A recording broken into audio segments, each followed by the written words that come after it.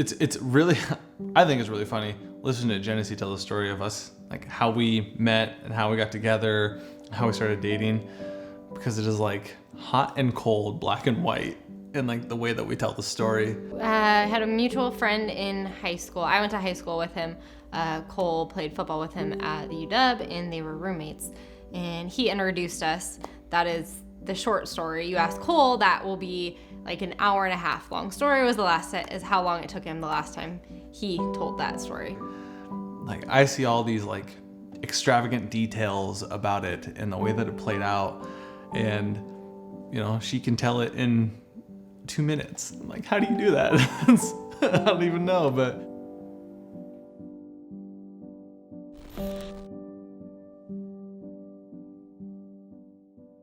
my roommate actually went to school with Genasee in high school, and he knew this about me. He knew that I was just a hopeless romantic, a sappy individual. And he eventually, after, you know, I kind of had some ups and downs in relationships early in college, he was like, okay, look, you got to meet this girl, Genasee. She's perfect for you. She's a goody-goody. You're a goody-goody. You guys can be goody-goodies together. It'll be perfect. I came over to Spokane. I was going to school in Seattle. I drove across the state over to Spokane to visit my roommate, and Genasee happened to be home from school for the summer. So my roommate took that as like perfect. Like, we're gonna spend the whole weekend hanging out, and I'm gonna invite her everywhere, and they're gonna get together, and it's gonna be wonderful, and sparks are gonna fly. And I was like, David, please don't do that. He, of course, he'd already invited her to come hang out. So it was kind of a moot point. Like, I can't tell you how many things we did that weekend. Like, I spent 3 days here, and it feels like I spent a month. Like, it was amazing how many things we packed in just a few days. So we get back from grabbing food, and we're hanging out, and Genasee and I decided to go out and throw the football. And so we're starting to like throw the ball back and forth, and we're probably 10 yards away, and I'm just kind of tossing it and catching it, tossing it, catching it. And I'm starting to pick up on her footwork and her movement patterns. I'm like, oh, like, so I started like backing up and throwing a little farther and a little faster. And all of a sudden, like, I'm like full blown, like 30 yards, 40 yards away, hucking this thing at this girl, and she's just like just catching them left and right. And I was like, wow, you catch and throw better than most of my guy friends. This is incredible. Like, all of a sudden, just like hearts are just floating around my head, you know? It's like you were a hard one to gauge right off the bat. Playing hard to get. The way that you threw the ball and how good you were at playing catch was like oh my gosh, like, I need this girl in my life. But it was really like realizing, like, at that moment, you were kind of able to open up. We got away from like David, and it was just you and me. And like, that's really kind of when I felt like we connected the most. Later that evening, I was driving back to the other side of the state. It's about a 4-hour drive across the state, and I was taking off late at night, so I was kind of going to drive through the night. And when I went to leave, there was just like this like unsettling feeling in my heart of like, you can't leave here and not be in a relationship with this girl. And so that was kind of like when I approached her, what I think in a very manly way, but in reality, it was very like I just kind of stumbled over my words, and I was super nervous and sweating all over the place. But you know, just kind of like muttered out like, you know, do you want to have a relationship? You know, and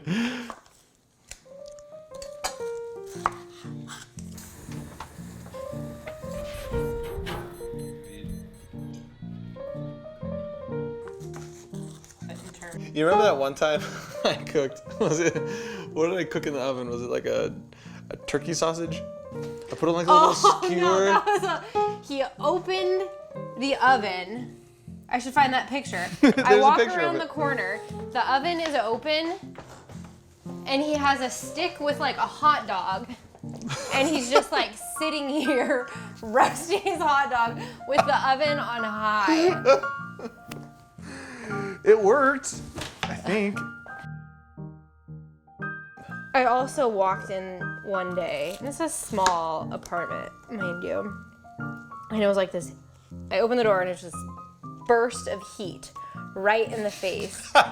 Cole went on a run outside or something and his shoes got wet and he wanted them to dry. So he put them over a heater vent, turned the heat up as high as it would go, and left the apartment for hours until I got home. It was like 90 degrees in there. But his shoes were dry. You were not the happiest camper. No. You were not. You know, if I wasn't doing CrossFit, I'm pretty sure I would be the next top chef. You know, I have this innate skill that just kind of came naturally just to make phenomenal food. Cooking everything on high and putting salt on everything does not mean that. My secret would be more butter and more salt. And it would taste delicious. This one, I want that way a little bit. You would think that I could hold these boards up here for longer because I work out so much. So I'm saying, so My forearm's on fire. That's like, there is no Cole, the handyman. He tries. Oh, right in a knot. Dang it. But we need to find out where nails are in the trim, because that's where the studs are. You think we need to put this in a stud, Cole? No. Everything needs to be in a stud. I'm a natural stud finder. So, every male ever has made that joke. He does put out a pretty good effort, but I mean, neither of us have much handy skills. What's the next one? We do our best, like Googling stuff, looking things up on YouTube, but at the end of the day, it usually just resorts to us, like calling my dad. Just seems reasonable to me, but I also don't know what I'm doing, so. Dude, neither of us know what we're doing. We do things the hard way. Everything takes way longer than it should. Like we finish it. We don't leave things undone. But like that wall was painted like 6 times.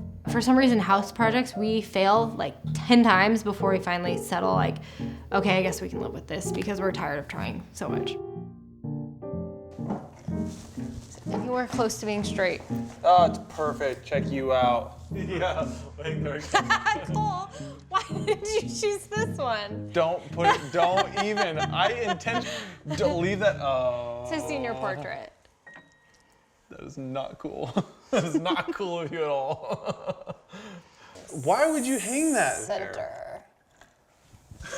That is not okay.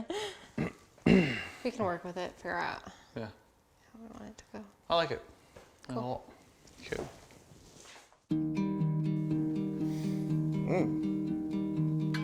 Favorite way to spend time together? I honestly think that it is.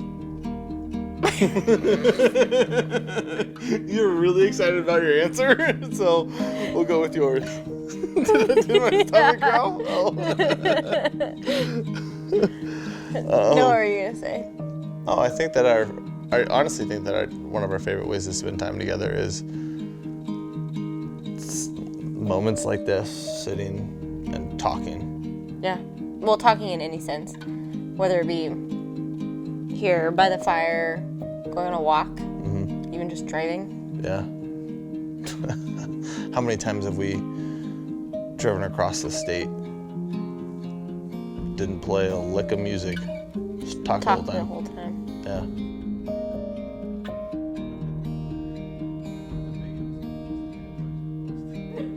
And we do almost everything together.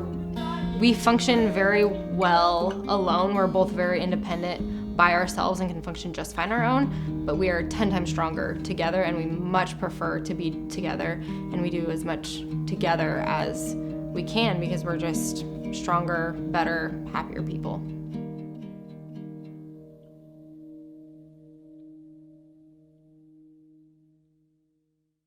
You know what we have not had in a while? In a long time? It's a cinnamon roll. I love how serious of a thing that became, us and cinnamon rolls.